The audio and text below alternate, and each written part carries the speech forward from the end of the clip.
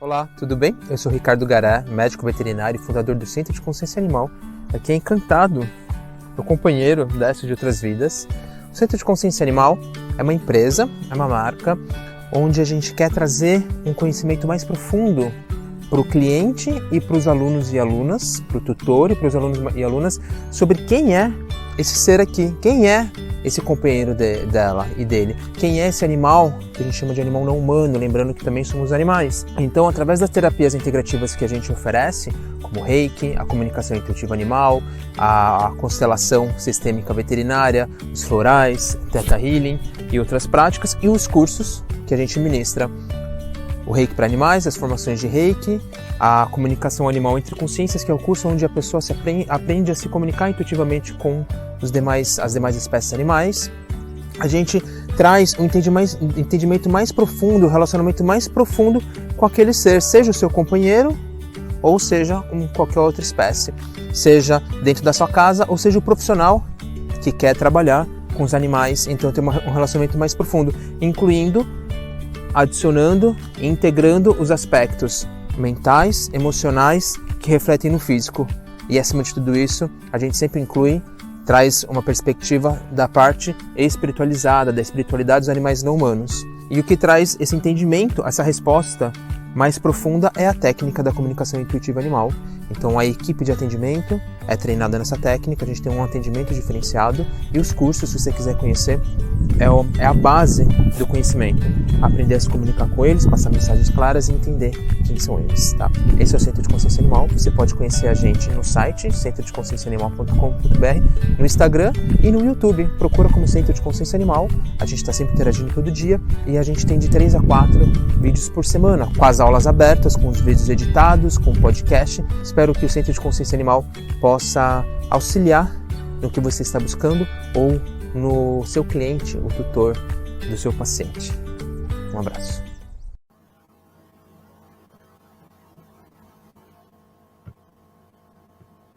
Oi, pessoal, sejam todos bem-vindos ao primeiro Simpósio Internacional de Medicina Veterinária Integrativa. Está sendo realizado pelo NUMEV, que é o Núcleo de Medicina Veterinária Integrativa da Univasf, Universidade Federal do Vale do São Francisco. Neste momento teremos a palestra, que é sobre a terapia neural veterinária, será ministrada pela doutora Rosane Colares, que é formada em Medicina Veterinária pela Universidade Federal Fluminense, formada também em Terapia Neural por Caminos de Cura, pela Argentina, Instituto de Terapia Neural pela Espanha e Instituto Brasileiro de Terapia Neural. Doutora Rosane, muito obrigada por ter aceito o nosso convite em participar do CIMEV. Desde já, sinta-se à vontade para realizar sua apresentação. Obrigada a todos. Obrigada pelo convite, parabenizo por essa iniciativa do simpósio. Me enche de orgulho estar aqui com todos vocês, os inscritos, os organizadores, os colegas do simpósio. Queria colocar aqui o meu entusiasmo pela medicina veterinária e compartilhar um pouquinho do que eu acabo fazendo no meu dia a dia, no meu cotidiano, e transmitir a vocês algo tão novo, né, que acrescenta ainda mais o nosso cotidiano de terapias, de tratamento, de possibilidades de promover a qualidade de vida aos nossos pacientes, sejam eles pequenos, grandes, de produção, o que seja. Então, queria compartilhar, passar um breve momento, umas pinceladas a respeito do que eu faço no meu dia a dia, transmitindo a vocês um pouco da terapia neural. Então, eu deixo aqui o meu contato, deixo o meu contato no Instagram, o meu contato no WhatsApp, para que nós possamos continuar essa nossa conversa de agora, desse simpósio, futuramente, ou com dúvidas e tudo mais. Vocês devem ter estranhado tantos locais que eu fui me formar fora do país, né? Para estudar um pouquinho da terapia neural. A terapia neural está engatinhando aqui no Brasil, apesar dela realmente ser uma terapia bastante recente no mundo científico, mas a gente está ampliando o número de pessoas interessadas em entender um pouco mais o que é a terapia neural, porque, na verdade, a terapia neural ela já faz parte da gente quando a gente estuda um pouco da fisiologia, quando estudamos no colégio um pouco de física, de química, na faculdade estudamos os anestésicos, a parte da farmacologia, mas a gente viu até um pedaço, a gente viu com um olhar. E eu gostaria de ampliar um pouquinho mais a visão da medicina veterinária, do atendimento, dessa singularidade do nosso paciente, com um prisma. E olhando pelo outro lado, tem algo mais para a gente poder enxergar desse nosso paciente e, além de enxergar, poder proporcionar um tipo de tratamento. Então, hoje eu vou compartilhar um pouquinho com vocês a respeito da terapia neural. O que será isso, né? Que eu, quando fui estudar, eu nunca tinha ouvido falar, era muito novo para mim, então eu vou colocar aqui para vocês compartilhar um pouquinho do que é isso. Para começar, eu queria apresentar, eu vou fazer um pouco de trás para frente, apresentando um caso clínico, para instigar todos os inscritos e os colegas e todos os que tiverem acesso a esse simpósio, do que se trata. Então, assim, como a gente pode tratar um animalzinho? Eu trouxe o caso da guria, que é a cadelinha da Andréia. Nessa foto, estou eu com as duas estagiárias, a Priscila, que está bem no centro, e a Ana, que está de óculos, e a Andréia, ela está de cor-de-rosa, com a guria, que está com a blusinha do Brasil. Esse caso chegou até mim e... Não por acaso, a Andréia é uma pessoa maravilhosa e a guria foi a minha grande professora. Então, eu queria compartilhar com vocês o porquê de eu ter aprendido tanto com o paciente e a gente desvendar um pouco dessa terapia neural, tá? A guria, quando ela foi encontrada pela Andréia, ela estava no meio da rua e ela não caminhava. Vou ver se vai aparecer o vídeo. A Adila me ajuda se não aparecer, mas se ele não rodar... Mas ela não caminhava. A Andréia a encontrou só apoiada nos membros torácicos, ela se arrastava com os posteriores. Deixa eu ver se vai aqui.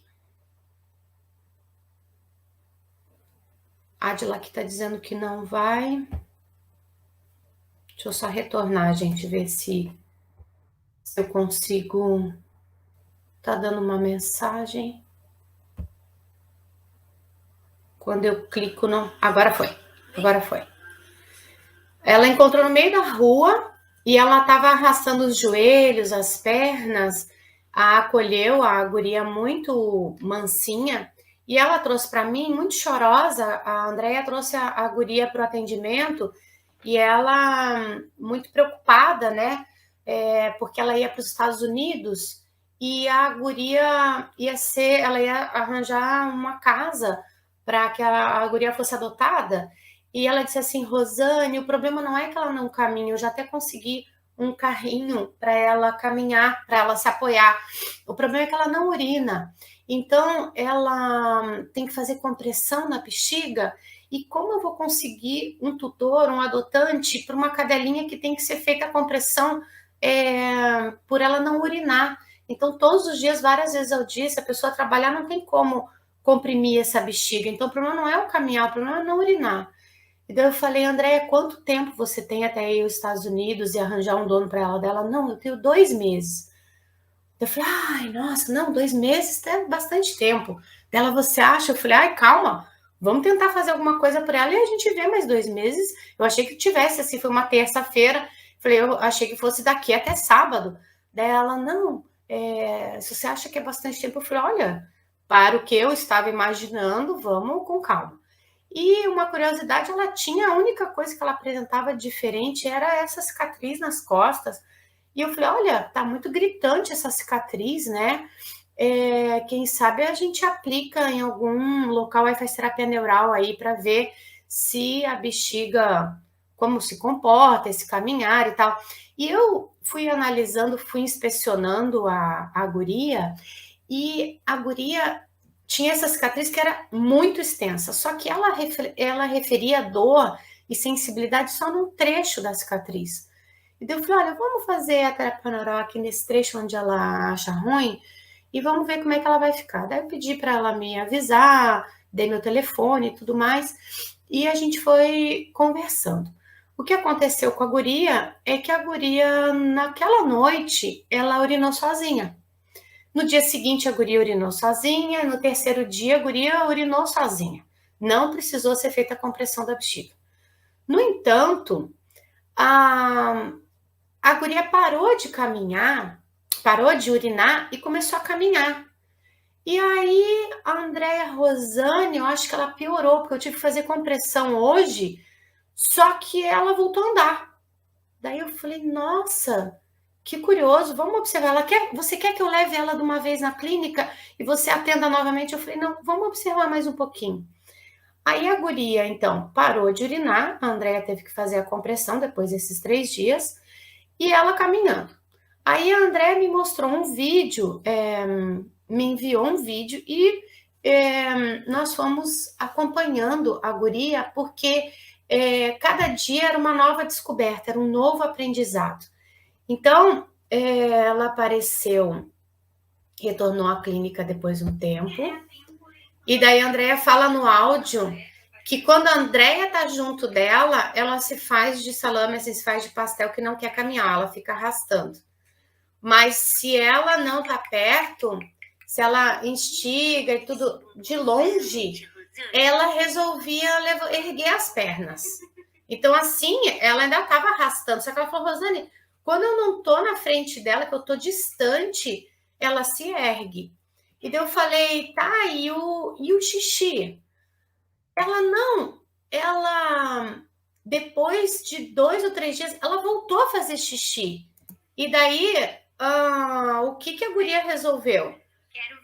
Resolveu fazer xixi e caminhar. Então, olha o vídeo, quando ela trouxe novamente para eu atender, a guria foi feito 2 atendimentos, na verdade, com terapia neural, e ela teve essas coisas da melhora, entre aspas, estou fazendo assim, e piora.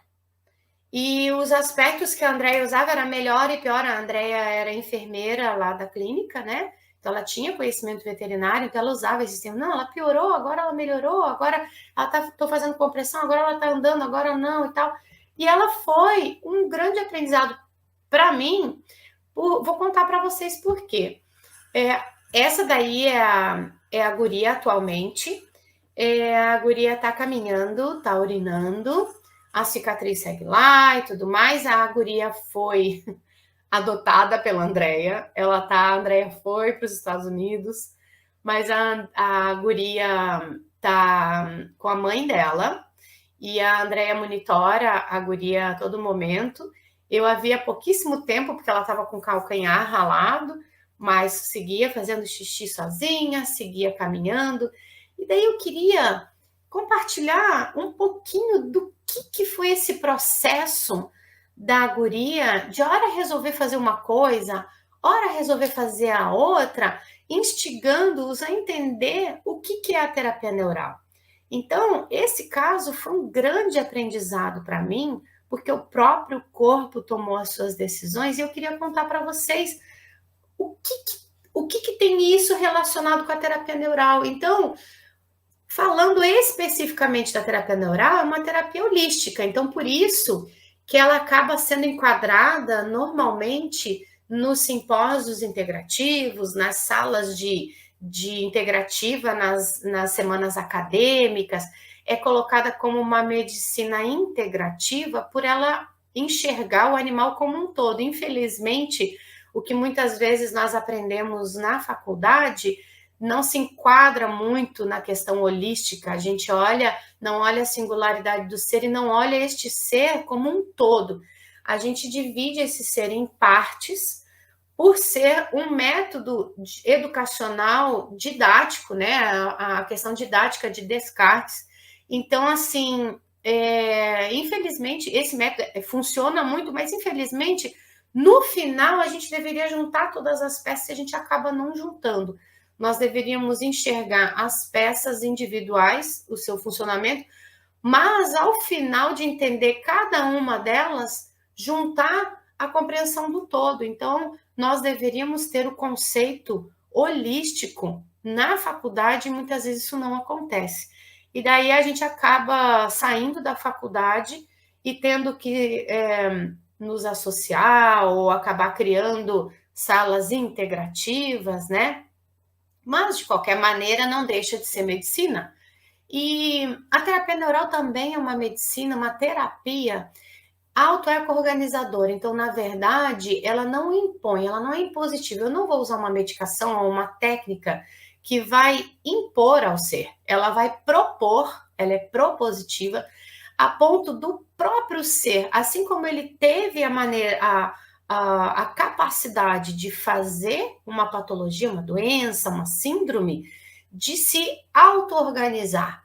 E o porquê o eco aí no meio do caminho? Porque o eco está relacionado com a integração desta singularidade desse paciente, desse ser, com o meio que o rodeia. Então, a gente não vai deixar de fora o ambiente onde ele está inserido, não vamos deixar o tutor, os outros animais que compartilham o ambiente com ele. Então, se é um animal de produção, se é um animal que está em fazenda, se é um animal que está no apartamento, independente do animal que seja, uma gaiola. Então, a gente vai propor uma terapia autoeco-organizadora. Nós vamos dar um estímulo e o próprio corpo, a própria singularidade, o próprio ser vai se auto-organizar com esse ecossistema, com esse entorno que ele está inserido, e o tutor está junto disso e os demais.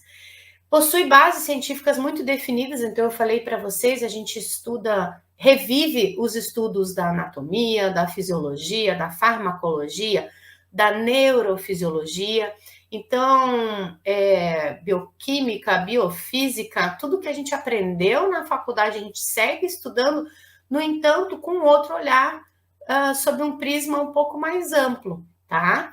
E aqui tem um fato interessante, a história de vida vai ser substituída, vai ser um nome utilizado no lugar da anamnese. Por quê? A anamnese, a gente direciona muito o que a gente vai fazendo e onde a gente vai procurando quem não está funcionando. A história de vida, a gente leva em consideração tudo do animal. Então, essa cadelinha, o que a gente tinha como aspecto de anamnese dela era não caminhar. Mas o fato dela ter sido encontrada na rua, não ter um tutor, não tinha coleira, tinha essa cicatriz, tinham questões de dentes para a gente aferir, idades, poder ter ideia da idade ou da alimentação que ela possuía, né? Então, a gente leva em consideração tudo da vida do animal, mesmo que essa história seja muito breve, seja um encontro de um animal no meio da rua por uma pessoa que estava passando por ali. Então, mas tudo isso vai ser levado em consideração.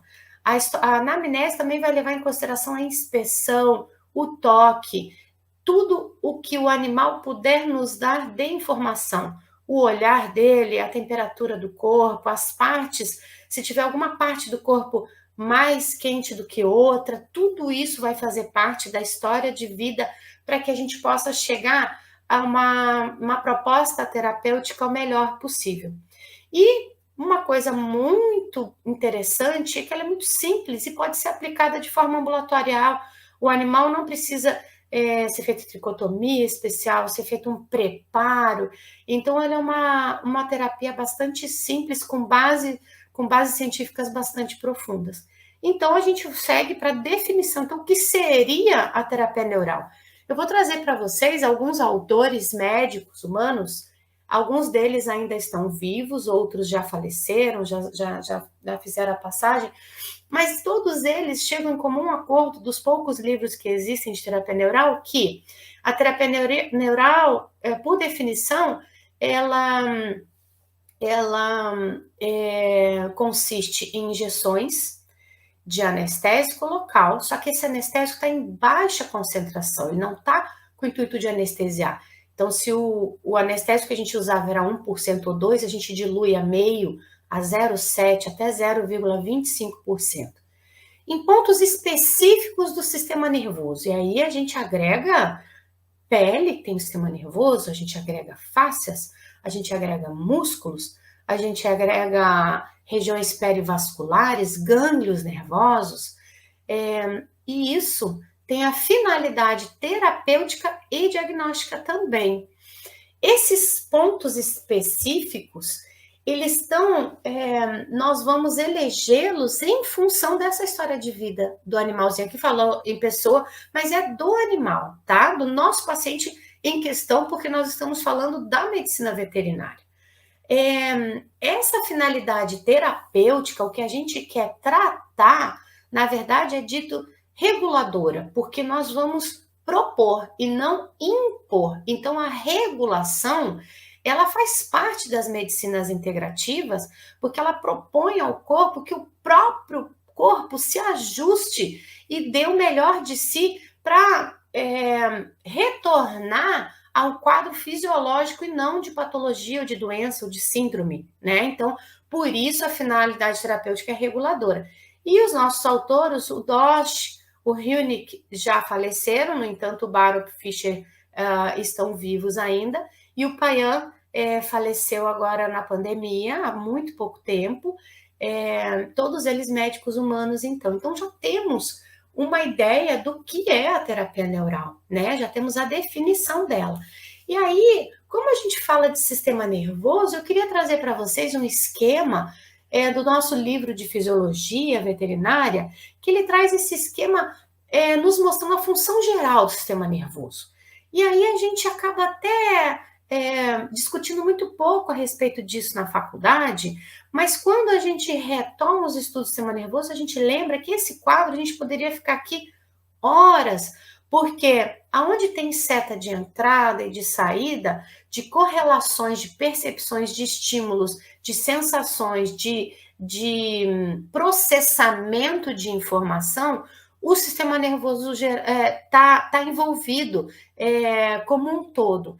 Então, assim, eu tenho uma percepção, tudo aquilo que está me cercando, eu moro aqui no Rio Grande do Sul, hoje está fazendo um dia quente, ensolarado e tudo mais, eu me propus a colocar uma blusa mais fresquinha, mais calorosa, mas há dias atrás eu já não conseguia colocar isso. Então, a minha percepção com o meu entorno faz com que o processamento dessa informação, para eu me dar conta que eu tenho que colocar uma blusa curta, ou que seja, a água que eu vou beber, a quantidade de água que eu vou beber, o momento da minha alimentação, se vai chegar um predador, se vai chegar um ladrão, no caso de humano, um predador no caso de animal, alguém que vá contra a minha vida, então que me faça ter uma reação de ataque ou de fuga, vai ser coordenado pelo sistema nervoso. Então, todos os meus comportamentos, os impulsos de entrada, os impulsos de saída, a minha memória, o registro que aquilo vai ficar guardado em mim para eu saber que aquilo já aconteceu ou não, é novo, todos os eventos.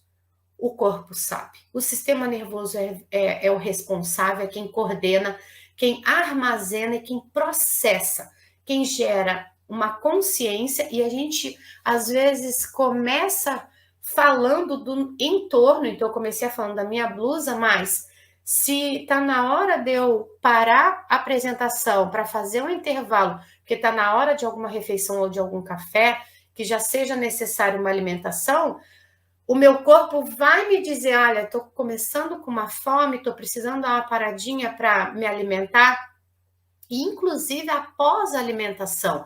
Se eu comer uma folha de alface, o meu corpo sabe que tanto de suco gástrico ele tem que processar, ou ele tem que produzir, ou liberar, para que seja digerido, ao passo que se eu comer algo mais pesado, um prato de arroz, feijão, um churrasco que seja uma carne, ele sabe a diferença entre eles para poder promover a digestão. Então, esses informes internos, o sistema nervoso também vai processar, vai coordenar e vai gerar respostas para o próprio corpo.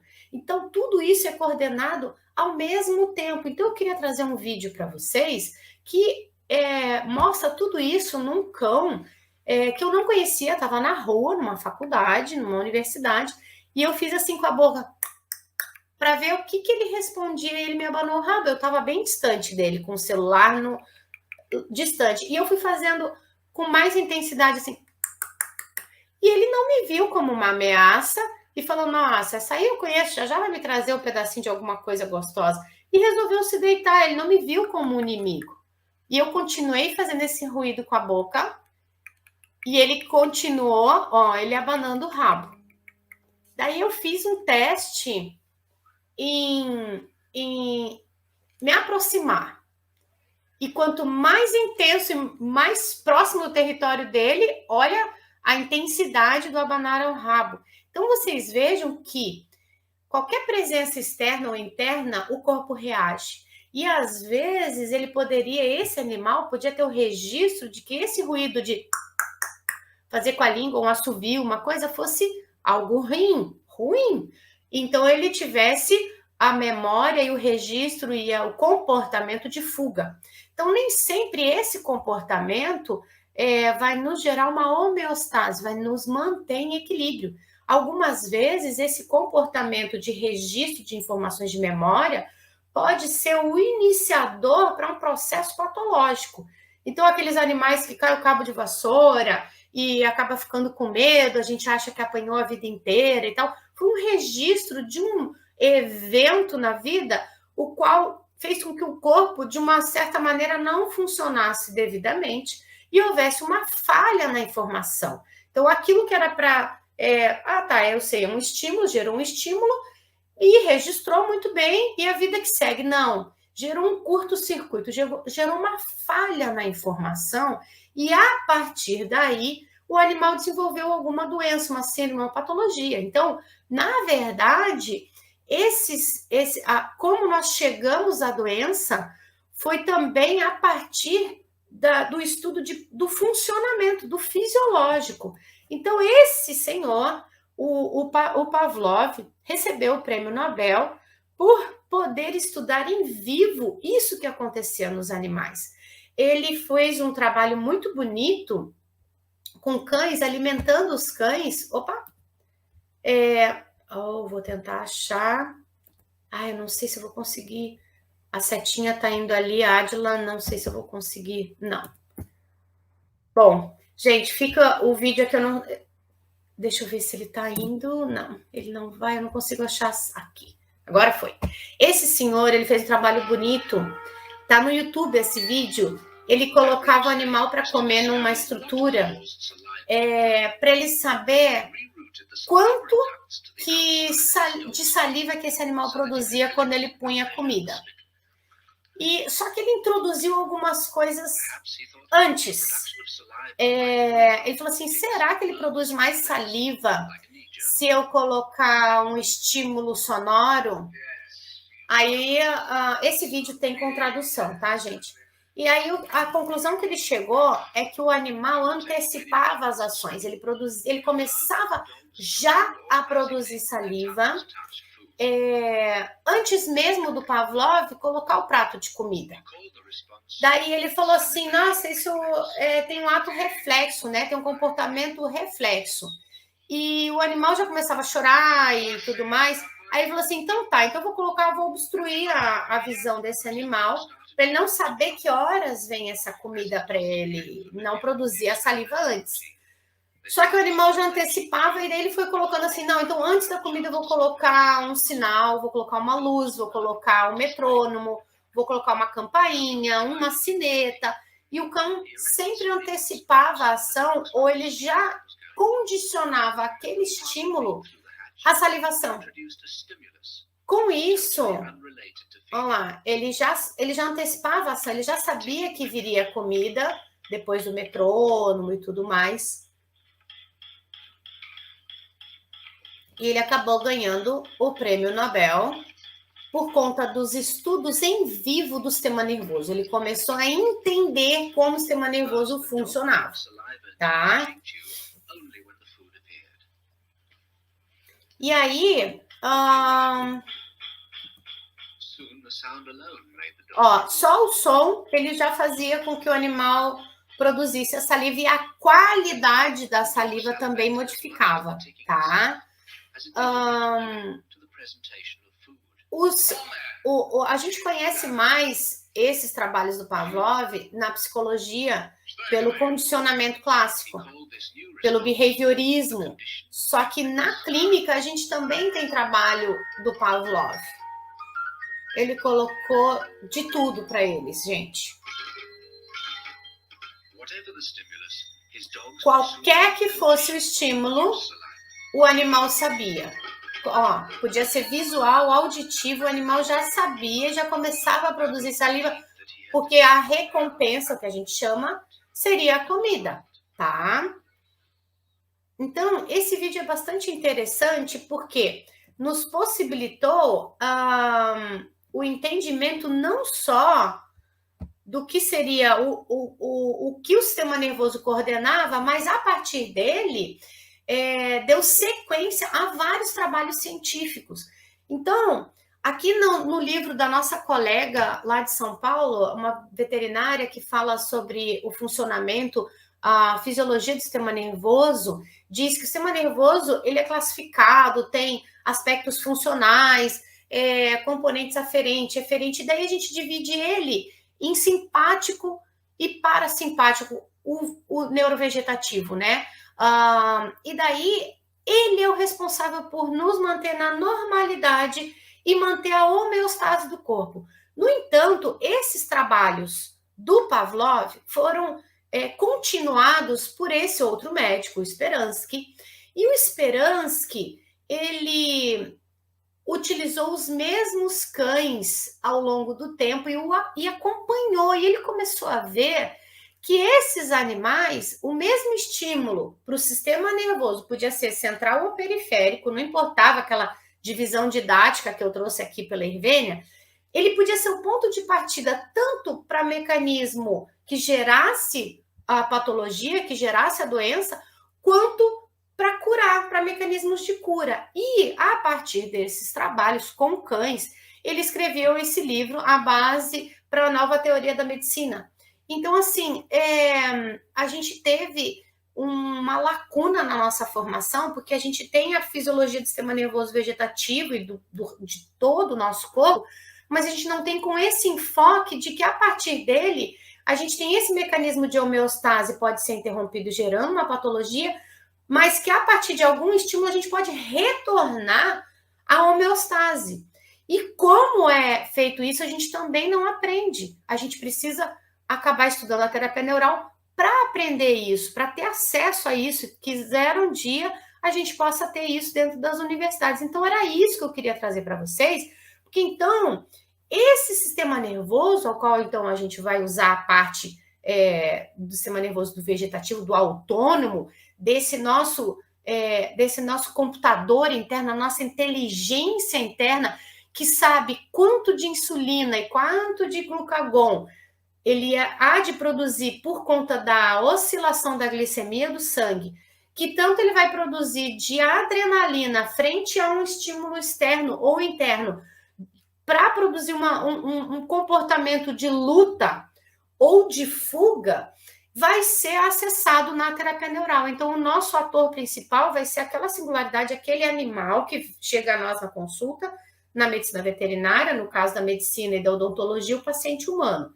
E nós vamos acessar e trabalhar sobre o sistema nervoso simpático e o parasimpático. Então, a todo momento, haverá uma tentativa de modulação para trazer novamente a homeostase e o equilíbrio, a modulação do que a todo momento o nosso corpo tenta fazer. Eu não gosto de chamar equilíbrio, porque equilíbrio nos refere mais à acupuntura, né?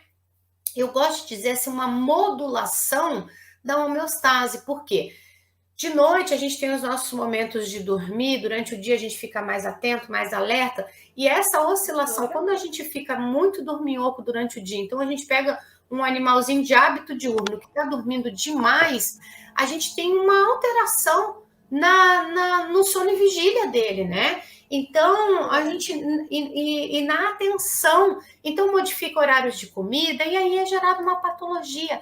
E a terapia neural tenta restabelecer essa homeostase à medida que ela proporciona um estímulo no corpo do animal para que ele mesmo se auto-organize, se regule. Então, a gente, na terapia neural, é como se a gente simulasse que o corpo do animal, ou até o nosso corpo, quando a gente vai ao médico, ele é uma orquestra. E a gente vai tentar descobrir aonde existe uma falha nessa informação do sistema nervoso que está fazendo com que essa orquestra não esteja tocando bem. Ela está tocando a música. A gente está entendendo que está tocando aquela música, mas tem alguém ali que está desafinado, ou está entrando no compasso errado, ou a corda do instrumento arrebentou, ou está descompassado, ou está indo acelerado demais. O que seja que aconteça numa orquestra, porque eu não faço música, não sei, mas a metáfora, aí a simbologia, eu acho que cabe, porque a gente pode ver cada item, cada elemento dessa orquestra como uma parte do nosso corpo, que deve funcionar em harmonia, oscilando entre o simpático e o parasimpático para manter a homeostase. Só que se isso não é mantido, sabe aquela história assim, e o pincher que late para a cortina que está voando com o vento na casa da gente. Não há necessidade, ele não precisa se colocar contra uma cortina, aquilo não é uma ameaça real. Para ele, acaba sendo porque é um descontrole, uma falha na informação do sistema nervoso dele por algum evento que deixou algum registro e agora o sistema nervoso não está funcionando como deveria, promovendo a homeostase, essa oscilação equilibrada do simpático e do parasimpático. Então, a todo momento ele se vê alerta, a todo momento ele tem que latir, ele tem que ficar com a pupila dilatada, com as orelhas em pé, com piloereção. Então, na verdade, a história de vida, a nossa anamnese é tentar descobrir aonde está essa falha e aonde foi gerado esse evento que deixou esse registro para atuar em cima disso e promover um estímulo para retroceder e tentar proporcionar a esse animal que ele se auto-organize, tá? Então, seria como uma orquestra que não toca bem, a gente tenta achar quem é que não está funcionando bem, é o maestro que não está regendo bem, e para isso a gente usa um anestésico local.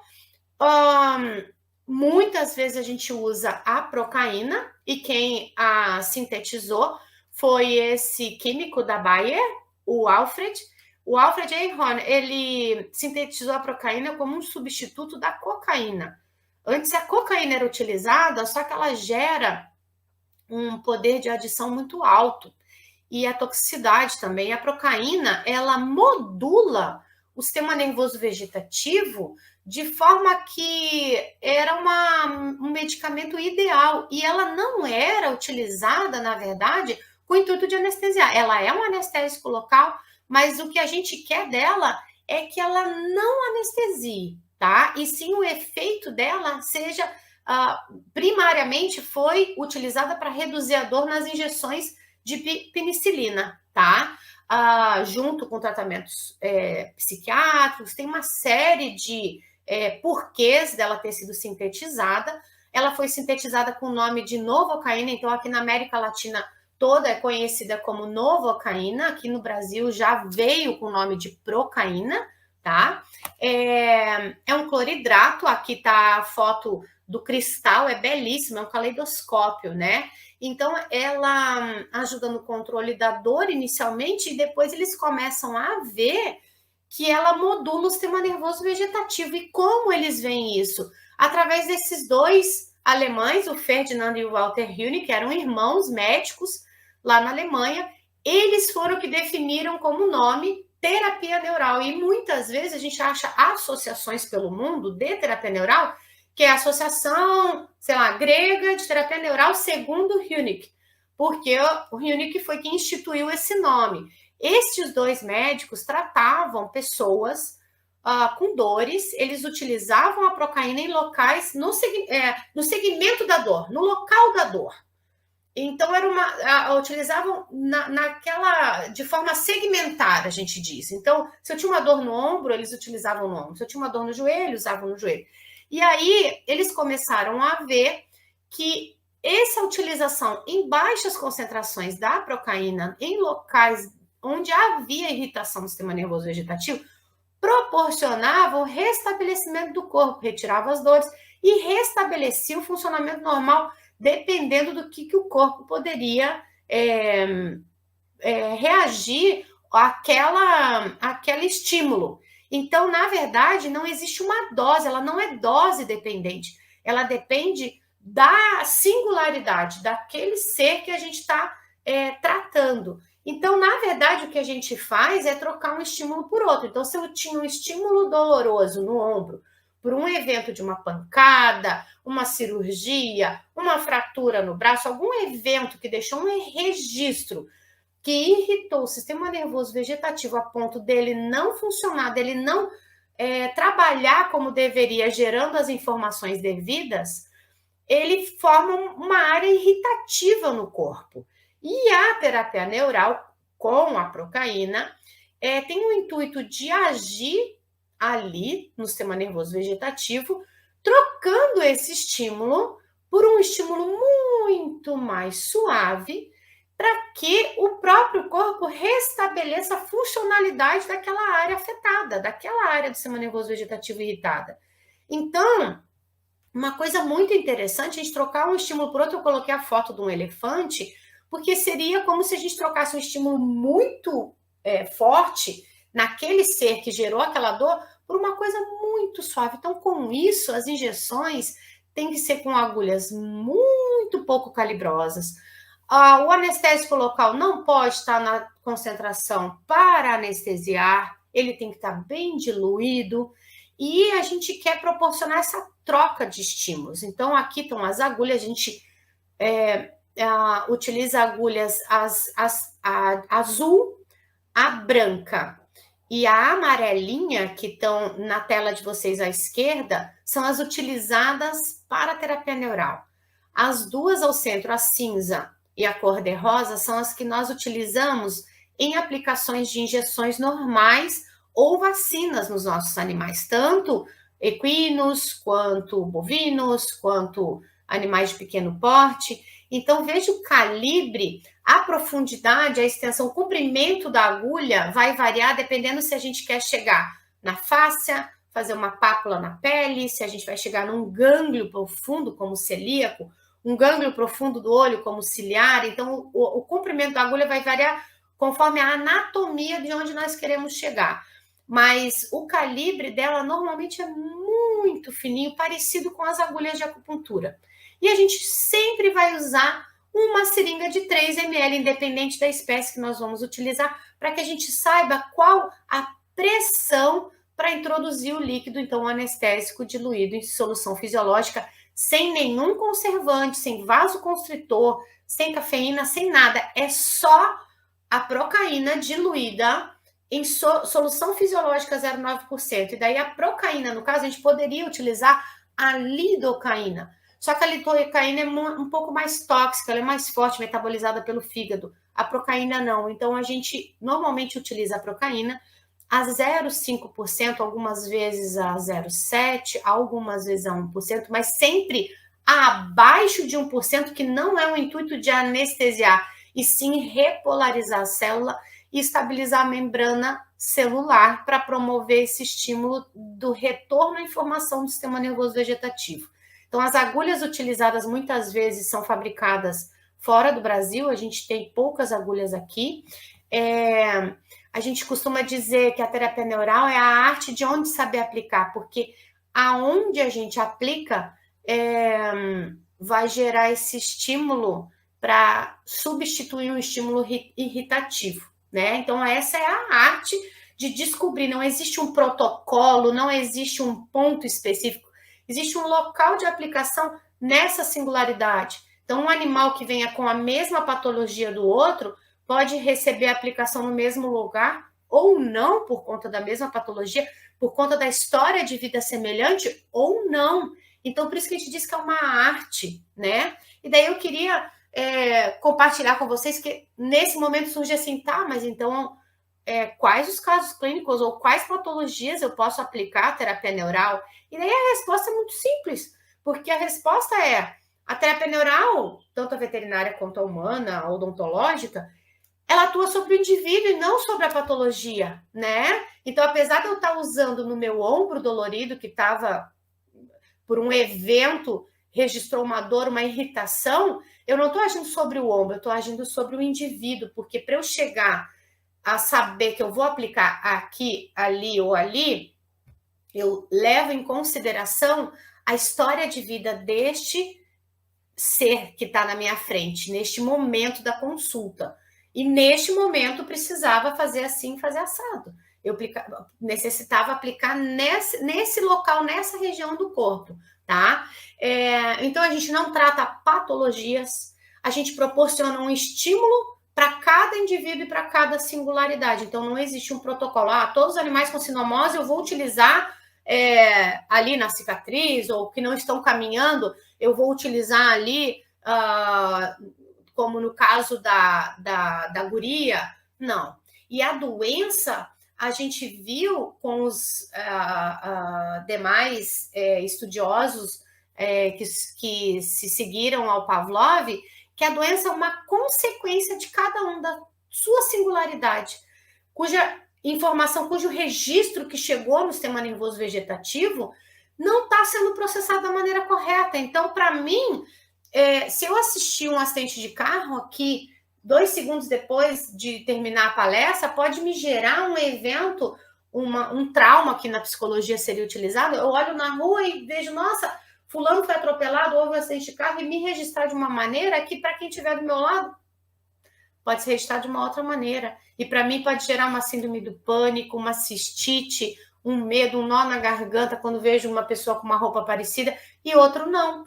Então, na verdade, a gente pode usar em qualquer indivíduo, em qualquer singularidade, desde que a gente tenha uma história de vida e saiba as bases científicas pelas quais regem a farmacologia, a fisiologia do ser vivo, a anatomia daquele ser vivo. Então, tem que ser feito por um profissional da área. Eu não posso pegar alguém que não tenha o conhecimento da farmacologia ou da anatomia ou do sistema nervoso para que faça a terapia neural. Eu não posso entregar a seringa para o tutor fazer em casa se ele não tem conhecimento da área, e mesmo porque é um momento, é um ato médico, né? Então, a gente pergunta, eu posso usar na epilepsia do TOT? Pode. No TOT, a epilepsia dele, nós promovemos um estímulo que substituiu o estímulo anterior que gerava a epilepsia. A Giga, ela tinha uma sensibilidade pancreática que a deixava sem comer. E a tutora dela, que é um vídeo que a tutora era estudante veterinária na época e trazia os cães da cirurgia para serem alimentados em casa, fazer o pós-operatório. E a Giga, depois da terapia neural, resolveu comer, inclusive, a comida que era dada aos cães. No caso do Guapo, o Guapo vivia com essa boca aberta, ele não tinha uma patologia, um nome de uma patologia. No dia que a gente fez terapia neural, ele fechou a boquinha e nunca mais. Então, olha a quantidade, a multiplicidade de eventos patológicos e de pacientes aqui que eu não posso dizer assim, no medo e na crise histérica do Theo, de arranhar a porta, de ficar enlouquecido gritando que o dono se afastava, ajudou. Mas eu tenho uma singularidade, eu não tenho um nome da patologia, por isso que eu coloquei no medo do fulano, porque a singularidade desse animal proporcionou uma substituição do estímulo. Então, ajudou. Aqui tem um caso interessante, a cadelinha da minha irmã, ela tinha crises de espirros por conta de uma fístula dental. Às vezes, a patologia é do corpo por conta da boca, que às vezes a gente esquece da boca, mas a boca tem uma informação, recebe informações incríveis e processa informações enormes. Então, às vezes, a origem do problema está na boca e, às vezes, a consequência do problema está na boca. Então, aqui a gente tem o caso da Duda, que tem a fístula dental, e o próprio Theo, aquele que eu coloquei para vocês da crise histérica, do medo, era a origem do problema era na boca e não a consequência. Então, a boca também tem que entrar nisso daí. Depois que a gente fez a terapia neural, ele não era nem no dente, era na articulação, no final do dente. Ele ficou calmo na estética, ele não gritou, ele não surtou, ele não ficou tremendo. Então, assim, no Cushing do pirata, nas espondiloses que geravam dor nas costas do pirata, ajudou, e muito. Mas para o Cushing ela é utilizada? Não, ela é utilizada para o pirata, ela é utilizada para a singularidade. Eu queria que vocês entendessem isso, por isso que eu trouxe uma maneira diferente de abordar a patologia, tá? E na sinomose da cristal é um caso bastante bonito, eu não vou conseguir destrinchar ele, porque num simpósio em 1 hora a gente acaba dando pinceladas, mas eu estou à disposição para as dúvidas e tudo mais. Mas a cristal, ela foi acometida da sinomose por ter feito uma cirurgia, chegou na clínica com uma fratura na mandíbula, foi feita cirurgia, enquanto ela estava na clínica, ela foi acometida com a sinomose, também tinha uma fratura na perna, não caminhava. A queixa da tutora, que era uma colega que estava se formando em veterinária, ela gritava, não era sinomose em si, a sinomose ela estava tratando. Só que a gente tratou a cristal, e a cristal foi resolvendo as coisas que ela tinha que resolver. Então, ela melhorou com os gritos, ela foi resolvendo a sinomose, depois aqui estão as radiografias dela, o resultado da cirurgia, essa fratura também foi promovida a consolidação de uma forma bem mais rápida, então a gente age no sistema nervoso como um todo. Aqui estão os gritos da cristal, ela gritava de madrugada enlouquecidamente, era muito complicado ela caminhar, então a gente tirou essa tala e deixou ela consolidar essa fratura como deveria. Ela acabou tendo uma adotante muito comprometida com o bem-estar dela, proporcionando uma área para correr e tudo mais. Então, quando a gente fala assim, eu vou tratar a sinomose com terapia neural. Não, eu vou tratar a cristal que foi acometida de sinomose. Eu vou tratar a cristal. Qual é o problema da cristal? Ela teve a fratura, então não é a sinomose. Essa lesão do chavaleiro, o chavaleiro foi abandonado aí, após essa lesão não cicatrizar, a conta no hospital ficou enorme. A gente tratou o chavaleiro. O que o chavaleiro se permitiu fazer com aquele estímulo da terapia neural foi incrível, porque a lesão era a ponta do iceberg. O chavaleiro virou outro cavalo depois da terapia neural, ele se permitiu. Então, assim, é encantador a gente compartilhar isso, porque a gente trata o indivíduo e não a patologia. Então, é tão mais bonito a gente ver uma singularidade, a gente ver aquele animal que chega para a gente, aquele equino que está precisando de ajuda, mas ele está vivo, a gente só precisa ter um papel coadjuvante em promover um estímulo que o corpo dele vai se resolver. E com isso, a gente não fala em efeitos colaterais, porque o efeito colateral eu poderia ter dito para vocês na guria que teria sido nossa, a terapia neural fez com que ela só fizesse xixi sozinha, urinasse independente por 3 dias, e daí o efeito colateral foi ela voltar a ter a bexiga comprimida, deixou de urinar e depois caminhou. Então não tem melhora e piora. O efeito colateral que vai apresentando, que o animal vai processando e nos demonstrando, não é o efeito colateral, e sim o que o sistema nervoso pode gerar como inteligência interna do corpo a partir de um estímulo com um neuroterapêutico, com a ação de um veterinário que está sabendo o local exato de aplicar aonde há a irritação, onde foi gerada a memória irritativa. E aí, então, a gente não fala de efeitos colaterais. É claro, a gente está usando agulha, eu posso perfurar um vaso, sim, para eu chegar no gânglio ciliar, eu posso perfurar o olho se eu não souber a técnica direito, não souber a anatomia, não souber a fisiologia e tudo mais? Sim, claro que sim. Então, daí seria um erro de técnica, né? Não um efeito colateral. E por isso que tem que ter uma base científica bastante forjada na compreensão da formação daquele médico veterinário.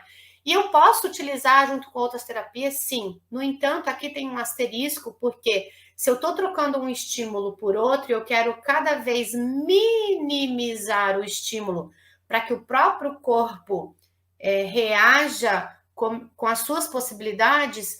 Se eu interagir, se eu proporcionar mais de um estímulo, se eu colocar, por exemplo, a terapia neural junto com a acupuntura e o ozônio, e der homeopatia, são vários estímulos diferentes, estímulos suaves. Eu não vou saber qual deles está fazendo efeito e haverá uma somação de estímulos. Então, aqui existe a possibilidade, sim, da gente utilizar com outras terapias, não há impedimento. Eu posso utilizar, inclusive, com a alopatia. No entanto, a clareza que deve ser dada aqui nesse momento do compartilhamento de conhecimento com vocês é que nós queremos trocar um estímulo por outro. E a gente quer o mais suave possível, por mais que a gente esteja usando uma medicação e uma injeção. Mas eu quero suavizar esse estímulo. Para isso, a gente tem aqui estudos da matriz extracelular, então tem as bases científicas para chegar a essa conclusão, mas sempre com o menor estímulo possível. Se eu fizer muita coisa, eu vou estar somando estímulos, então eu não vou estar substituindo aquela foto que eu mostrei para vocês do elefante pisando no ser humano, ali naquele desenho esquemático, e substituindo por um estímulo muito suave no sistema nervoso vegetativo. Então, é só esse asterisco que eu queria colocar para vocês, mas a gente pode agregar outras terapias, sim, de forma a saber qual o momento certo de qual delas, tá? Tô com a sineta, gente, eu deixo vocês já passando 3 minutos aqui do meu horário. A sineta do Pavlov, fiquem com os estudos do Pavlov, seguido pelo Speransky e demais seguidores do trabalho de Pavlov. Eu sou uma apaixonada pelos trabalhos dele. E deixo uma mensagem a todos que me ouviram, tiveram paciência, disponibilizaram o próprio tempo a estar aqui me ouvindo, que eu posso compartilhar do meu dia a dia, do meu encantamento pela veterinária e mais ainda pela terapia neural, é que vocês conheçam todas as teorias, dominem todas as técnicas, mas quando vocês tocarem, aqui eu coloco a alma humana em negrito, que então na nossa área veterinária toquem um serzinho, uma singularidade animal, sejam apenas uma outra alma animal. Então, eu deixo vocês com um enorme abraço, com um desejo enorme que sejam felizes nessa jornada chamada vida, em qual área vocês queiram escolher para trabalhar no dia a dia, mesmo que ela mude, mesmo que vocês queiram vir estudar. Eu ministro cursos na Neuralvet junto com o Juan Flores. O meu Instagram sempre tem, quando a gente ministra esses cursos, aqui no Rio Grande do Sul a gente tem uma parceria com o Instituto Fenquan, então sempre tem coisas novas acontecendo. O meu Instagram está aí à disposição para que vocês entrem em contato ou vejam quando tiver curso, queiram se juntar, tem lives que às vezes eu faço para também compartilhar um pouquinho mais dessa maravilha da medicina veterinária e mais ainda da terapia neural, que proporciona esse bem-estar e qualidade de vida. Então, me coloco à disposição. Agradeço ao convite, foi uma honra estar aqui desde tão longe geograficamente, mas tão pertinho de quem organizou esse simpósio, assistindo aos demais colegas também, agradecer pela presença de tantos outros que estão abrilhantando esse simpósio e desejar que muitos simpósios como esse sejam promovidos pela universidade e contem comigo no que eu puder compartilhar do meu dia a dia, do meu encantamento da veterinária. Muito obrigada, fiquem muito felizes nessa jornada e muito honrada pelo convite por estar aqui. Muito obrigada, um beijo enorme em todos. Tchau para vocês.